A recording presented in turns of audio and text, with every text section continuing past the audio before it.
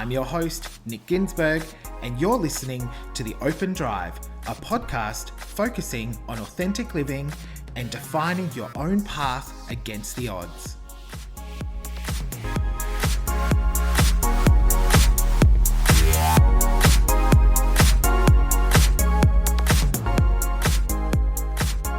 Hi everyone, welcome back to another episode of The Open Drive. As always, I'm super excited to have you here. Thank you so much for listening and joining me on this journey. I'm super grateful for you all. It means the world. And while we're on that topic, I do want this to be very much a two-way conversation. I know that seems a bit odd because it's a podcast and literally it's just you listening to me talk. But I would love it for you to come over, follow me on Instagram and shoot me a DM. Say hi, tell me a bit about yourself, your life, anything you found interesting in any of the episodes. I would love to have those conversations, and it's actually some of my favorite things to do. So I do have people that send me their favorite parts of each episode, and I love talking about those because also I can talk a bit more freely, and people ask me questions and it's fun. So please make sure you do that if you feel like it. So this month, June is Pride Month. I'm very excited about that. I love Pride Month. I'm going to tell you everything I do for Pride Month in this episode. But before we do that, just a reminder that this podcast does sometimes cover some heavy themes. Today's probably going to be a bit lighter, but there are some heavy themes included. So we do talk about childhood trauma, we talk about addiction, we talk about mental health, and just fair warning that we do cover off a lot of those topics. But other than that, I think today is going to be a really fun episode because it's Pride and I want to share sort of my experience and growing up in a family like mine. I want to share what that was actually like because I think there's a lot of myths around same-sex parents and all of that. So I want to kind of shed all of those. So let's dive in. So for those that don't know, and if you are new here, hello, welcome. I was raised by two women. So my parents are lesbians. Shock horror. And my mum, my birth mum, who I refer to as mum, and her partner Louise, they raised me. And obviously, if you've listened to previous episodes, you know that my childhood wasn't great, hence the warning at the beginning of the episode, to be frank.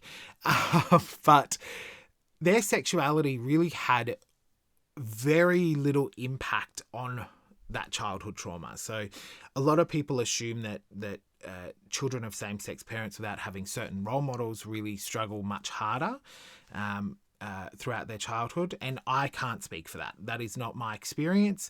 I had, in terms of parents and their sexuality, that really didn't factor into much at all. Obviously, there were periods where their sexuality was the root to some of their bigger issues that they had, but their parenting wasn't determined by their sexuality or anything like that. So, and I also come from a family that has a number of members of the community in it. So my grandparents had three daughters. My mum is the middle child. My mum's older sister was also gay. My mum, obviously gay. My mum's older sister had two daughters. One of them's gay. Then obviously I'm gay. And then this quote unquote, I wish you could see me doing the air quotes, straight side of the family. So my auntie Bub, who I refer to quite a bit. So that side of the family, all straight up until my cousin Lisa's son. So she has two sons. One of them is gay and living his best life, really. So that's our family. So we're quite a small family, and there is a good portion of us that are gay. So it was actually interesting. I spoke at a charity event all about my life. So I was talking about creating your own path and having your past not define you, etc. A couple of weeks ago. And one of the questions that I got after it, so I like to speak, do what I do, and then I open the floor up to questions. I'm an open book, as you can tell from me doing this podcast. And one of the questions that I got was around the role of genetics in sexuality, but also other things, so mental health, addiction, etc. I love that question because I think there are still a good portion of people who aren't a member of the community who do think that being gay or being a part of the LGBTQ plus community is a choice, that it's a lifestyle choice. And it's not.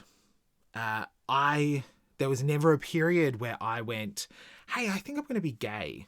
That was not what it was. And in fact, I fought against it, or tried to fight against it, for a really long time. And I think I've touched on this in a previous episode, maybe last year, but my mum knew I was gay, I'd think probably from birth, to be honest. And the thing that she did, and she didn't handle it well for a number of reasons, but she would ask me all the time from when I was probably 11 or 12. I was quite young. She would ask me regularly if I was gay and kept saying to me, it's okay if you're gay, just let me know. Are you gay? It's okay, kind of thing. And what that did is push me so much further back into the closet. So I was already struggling with it. And remember, I'd been raised by two women. So I had that view of lesbians, that I knew what they were, I knew what it was. There was no fear in that. But coming to being same-sex attracted to other men, that was a whole different thing. And something that I actually really did struggle with internally. And I used to keep saying to myself, I'll come out next year. And I did that for years. And then I was forced out of the closet. My mum read a letter that a pen pal had wrote me. And I'm not going to go into the details of the letter, but she read that and called me downstairs and said, Nick, what is this? I, of course, was mortified. Then she said, it's okay if you're gay, just tell me. And I said, no, I'm bi, which of course was completely a lie. And she said, no, you're not. And I went, you're right, no, I'm not. And then she cried. She sobbed and she sobbed and she sobbed. Now, given it's Pride Month, I think it's really important that I explain to you why she had that reaction and why I struggled with it, okay? So, my mum was born in 1945. When she realised that she was gay, and she was very much in the scene in Sydney, and these are all stories that she's told me, she struggled. And I think a lot of her friends really struggled. She's had friends who committed suicide. She's had friends who were bashed up, chased down the street. But these were much, much, much, much different times. So much so that even when I was raised in the early 90s, I knew instinctively to refer to mum as mum and Louise as Louise. And it wasn't because saying it was too hard to call them both mum. It was because if people were to ask, it'd be, this is mum's friend. So a lot of people that didn't know us well would assume that mum was a single parent. I mean, I don't think they were fooling anyone. You've seen the photos. If you haven't seen the photos, head to my Instagram, you'll see them. But that was just a sign of the times. Also, I went to a Catholic primary school. I mean, my lesbian parents enrolled me, a gay boy, in Catholic primary school. I mean, if that's not the craziest thing you've ever heard, I don't know what is. And so mum had really quite a rough view of the gay world because of her age and what she experienced at that point and sort of throughout her early years. And one of the things that I think she was so terrified, in particular for me, so there were two things. She didn't want me to have a harder life, and I get that. Absolutely, I get that. There's this, as a gay man or as anyone in the community, you are constantly having to come out. Even for me, I don't ever hide the fact that I'm gay, but there are people that I need to come out to, and that is by simply referring to Richard as my husband. So,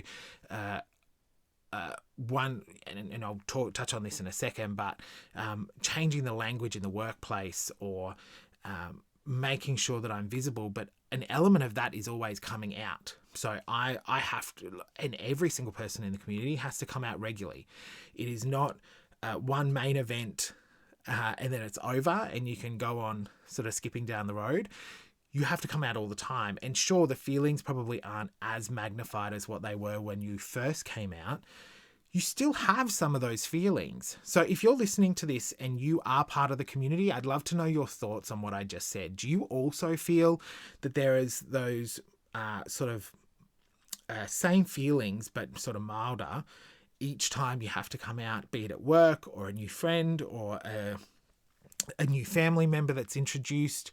Do you sort of have those same feelings crop up regardless of how old you are and how long you've been quote unquote out of the closet? I'd love to hear. So please reach out to me if that is you. And then I think the other thing that Mum was really kind of fearful of, and this goes back to her experience in her 20s, late 20s or whatever it was she was terrified that I was going to become a drag queen. Or that I would be trans. And that was her really big, genuine fear of hers. And I used to say to her, well, no, it's not something I plan on doing. But I used to keep sort of reminding her that's like, it's also okay if I was. It's not that much of a big a deal, and it's a much different world now. But she had friends that were drag queens that were bashed up. I mean, Mum were in the similar circles to people like Carlotta, and if you don't know who Carlotta is, please make sure you Google her. Incredible. But that kind of circle, and so she witnessed it firsthand how people were treating anyone that was questioning gender or that liked to entertain in that art form of drag. So she was terrified of that, even sort of well after I came out, sort of 4 or 5 years after. I actually remember one of the nights and I went out clubbing and I came back and I think I had glitter. I mean, it's a gay club, of course I had glitter, but there was glitter probably on my face or in my hair, or I don't know. You never know where it gets. And she grilled me the next morning. Did you try drag? No. I mean, look, I've been at home and like every single person, regardless of whether or not you're in the community, you try on other people's clothes. I have 100% done that and had the time of my life at a friend's place for a party wearing someone's skirt. Was it pretty? No.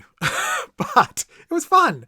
So she really struggled with that. And that was very much deep internalized homophobia, I think, just from her age and her generation. And it was very hard for her to kind of move through that.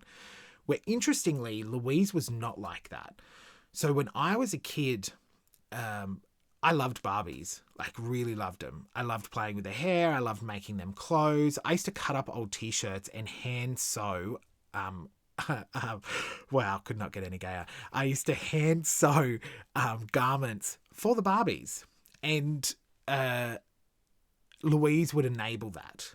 And I loved that she did that because it really helped my creative brain develop, and she made me feel safe in doing that. And she would often do it behind Mum's back. So like Mum would want me to play with cars and trucks and do all of that stuff, whereas Louise is like, I'd be like, can I have a Barbie? She'd go, yes, sure, don't tell your mother. And then I would hide it. Of course, I could never hide anything from Mum. Even when she was drunk, I could never hide anything from Mum. So that, yeah, I mean, that was fun. I used to get to do that. So look, it was a very kind of chalk and cheese type stuff. And Louise was much more accepting, and I don't think she struggled as much with that internalized homophobia as what Mum did. So a very interesting juxtaposition because of how they were outside of that issue. So outside of the quote unquote sort of gay issue, they were flipped. So Mum was very much my safe space outside of that, but then it kind of flipped on its head when it came to anything that related to being gay or anything like that.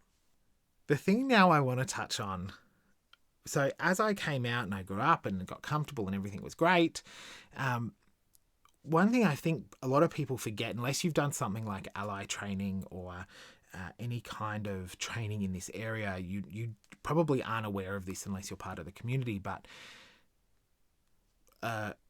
members of the LGBTIQ plus community are constantly assessing if a space is safe for them. So when I first started at Monash, and this is very much a true story, super, super, super true. When I first started at Monash, you look for signals as to whether or not it is safe for you to come out and be yourself. Okay, so I looked at the people around me. Were anybody making gay jokes? Did anybody seem actively against me? I would look at what training and development they had. And Monash has been incredible in this space. So we have a really fantastic ally network. We have a diversity and inclusion committee, which is quite high level, and then there's a diverse genders, sexes and sexualities committee, which I'm a part of, advisory group, sorry. And I mean, to have something like that in a workplace is so incredible, and to have people be able to be themselves and be visible is really important.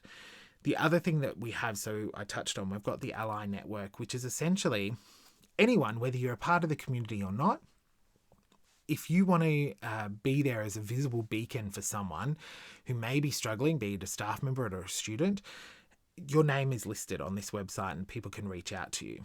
And I love it. I'm a very proud ally as part of the network, and obviously I'm a member of the community. And so I think it's really important for us to be visible.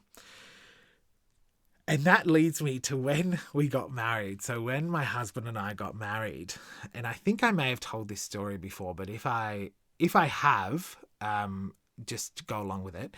So my husband and I got married in March of 2018, and we had gotten engaged and planned our wedding before the plebiscite was even an idea.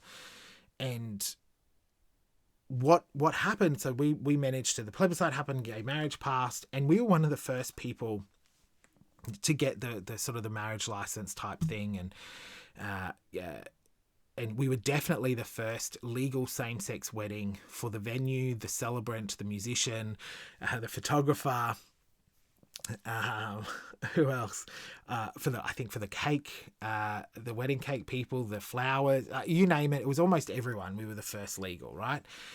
And that meant emotions were quite high, and it was very exciting and all of that. And so we had an incredible wedding day, really, really, really incredible wedding day. Then, when I got to work, I changed. So I made the decision to change my surname. I didn't feel a strong tie to my previous surname. And also, we would like to have kids at some point, if we're lucky enough. And if that is the case, I would like us to have one family name. And that family name, we chose to be Richard's surname. So I changed my surname. And when I got to work and I changed my surname and whatnot, there were a group of people that thought it was more likely that my boss had found another male executive assistant called Nick than I'd change my name. And these are people that are absolutely not homophobic or anything like that. They were very big allies, but this ingrained notion of what happens after a wedding, sort of that community standard, I would say, people find it so hard to break away from. And so, yeah, people were sort of gobsmacked that I changed my surname, and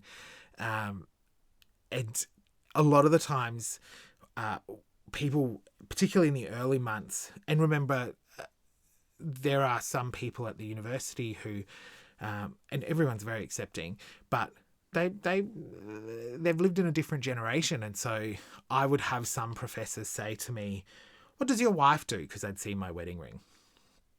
And I would say, "Oh, my husband runs his own business." I'd go into it a bit more, but that's what I would say. And then they'd go, "Oh, I'm so sorry." And no, that's totally fine. It's all good. But I made sure that I did that. And I never felt like I was being attacked or it was a malicious thing. Nothing like that at all. But it's about changing the language. So helping people understand that there are different versions of a family unit with or without kids. And so it was really important to do that. So I've made sure that I've changed the language, and I'm very proud that I still keep doing that. People will often ask me how Ricky's doing, or they'll ask me about my husband, or so there's no more this assumption that I'm married to a woman, which is good, because yes, I love women, but no, thank you, I'm very good. And then I guess the last thing I would love for us to cover off on for this Pride episode is, if you are someone that is struggling with your sexuality, or you know someone that may be struggling with their sexuality, I want to talk about this. So firstly, if you're someone struggling with your sexuality and you want to talk to someone, please feel free that you can reach out to me. I'm very happy to talk to you. And if I can't answer your questions, so I'm a white gay man, if I don't feel comfortable answering your questions, if your experiences would be greatly different to mine, I have people that I can put you in touch with. So please feel free to reach out to me. The other thing, if you think that you know someone that could be struggling with their sexuality, the best thing you can do is be around them and love them. Don't talk about it. Don't ask about it. Don't pry. Don't try and get them to come out to you. Just let them feel loved and accepted. That's really all you need to do, is make them feel like they are loved and accepted and in a safe space. Ensure you're using the terminology that is needed. We don't need to be gendering everything, is an important one as well. So I will often refer to people by their name as opposed to their gender. Now it's just a safe thing that I like to do, because I don't think we can ever assume someone's gender identity. And so that's what I do. So if you feel like someone is struggling on that side of things, refer to them by their name, as opposed to what their current gender is, or how they seem to present. You know what I mean? It's about making sure that you are creating a safe space, because the reality is, we have really high, and I don't know the stats, but we have really high suicide rates within the community. We also have really high mental health rates, mental health crises within the community. And it's really important that we make people feel loved and accepted, regardless of what it is that they're going through or trying to discover. Being part of the community is not a choice. It's not a lifestyle. It is not an illness. And I think that's really, really, really important to drum home. It is not an illness. It is not a choice. It is not a lifestyle decision. Okay? So I'll get off my soapbox now. Thank you for listening. I really appreciate it, as always. And I'm going to leave you with that. And I hope you have a fantastic day or night doing whatever it is you're doing. And I will talk to you in the next episode. And remember, head over to Instagram, follow me, drop me a line, say hi. I can't wait to talk to you. See you later, everyone. Bye.